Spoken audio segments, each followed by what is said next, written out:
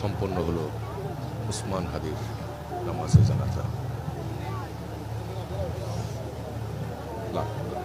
লাখো লাখো লাখো লাখো মানুষের যে উপস্থিতি, সেই উপস্থিতি জানাজার নামাজ আদায় করলেন।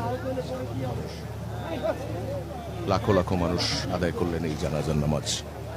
সবাই এক কাতারে সমস্বরে উসমান হাদির জন্য যে দোয়া করলেন, আমরা সেই দোয়া করার যে দৃশ্য, সেই দৃশ্যটা আমরা দেখতে পেলাম।